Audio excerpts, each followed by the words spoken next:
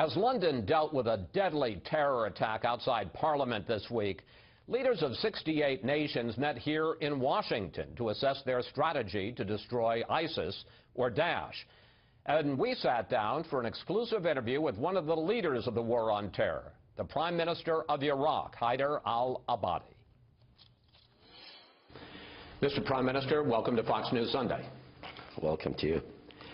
Let's start with the terror attack in London, which at the very least appears to be ISIS-inspired. What are your thoughts about what Europe, the U.S., the West can do to prevent these kinds of attacks? I think at the moment we are at a very important juncture where Daesh is on the retreat.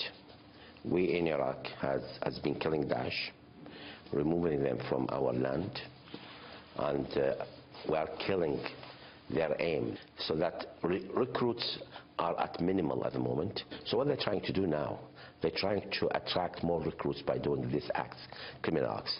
We should be focused, we should be concentrated to remove this ugly, dangerous terrorist organization. But you're saying that the success in the Middle East is spawning these attacks in the West.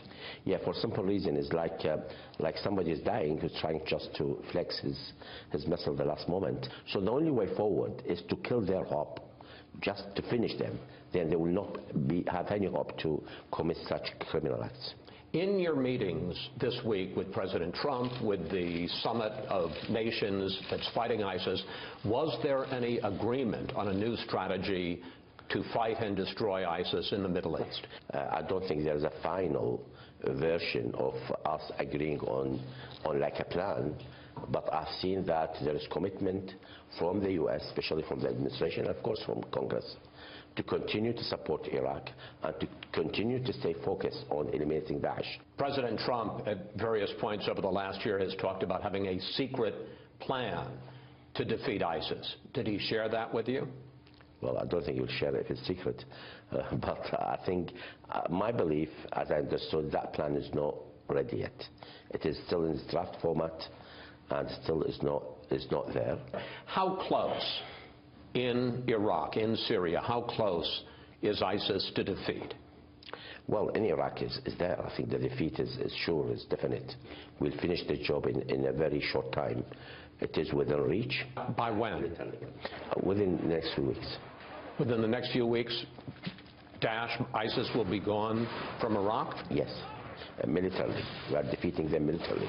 As a terrorist organization, as I said before, they will try. So that's where we need the efforts of others to flush them out in Syria and other places. There are now 5,000 U.S. troops in Iraq, and the chairman of the Joint Chiefs, General Dunford, talks about wanting to keep troops in your country for a long time. We have, as has NATO, begun a dialogue about a long-term commitment to grow the capacity, maintain the capacity of Iraqi security forces, but no decisions have been made yet. How many U.S. troops do you want in Iraq, and for how long? We are concentrating on training, logistical support, and intelligence cooperation and gathering. These are three important elements which I think we need some U.S. troops to stay in Iraq to continue the task. So if we now have 5,000 troops there to complete the kind of mission you're talking about, to train and assist, how many U.S. troops will you need? I think much less than the existing ones. Of course, with the war gun, the task required will be much less than at present. So we'll be looking at a lower number than the existing. 1,000? I think it's a bit more.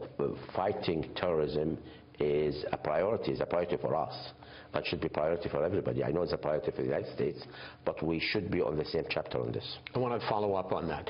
Do you see a difference between President Trump's determination to destroy ISIS and President Obama's?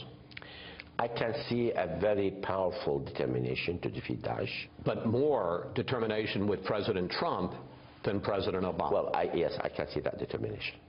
President Obama didn't want to get involved in the first place. He just wanted to forget Iraq. And I think coming back to Iraq was sort of imposed on him because of Daesh, what they have done by crossing the Syrian-Iraqi border and occupied about 40% of Iraqi land, slaughtering people, So there was a lot of pressure on President Obama to come to the help of Iraq.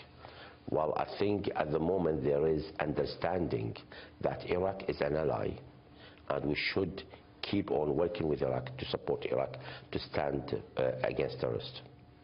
During the campaign and even as president, Mr. Trump has talked about taking Iraq's oil as a way to repay the U.S. for all the money we have spent in your country. The old expression, to the victor belong the spoils. You remember I always used to say, keep the oil. So we should have kept the oil. But, okay. Maybe you'll have another chance. One, what do you think of that? And two, did you tell the president directly in your meeting? Yes, I did. I told Mr. President, Iraqi oil is for Iraqis. There is no question about that. Did it upset you that he was suggesting that the U.S. could take your oil? Of course, it upsets every Iraqi. It upsets every citizen. I don't think one should say that. This is a wealth of the country, the wealth of the people.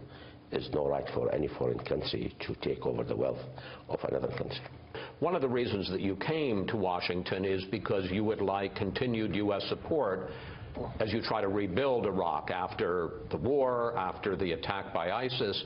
But President Trump announced in his new budget that he's cutting foreign aid by 30%. We are not begging. We have been fighting on the ground, fighting ISIL, Daesh, with our own blood, with our own sacrifices. And this is a danger to the whole world. But we need much more to win the peace rather than winning the war, after winning the war. And this, I think, is a responsibility of all our partners. It shouldn't be just thrown on Iraq.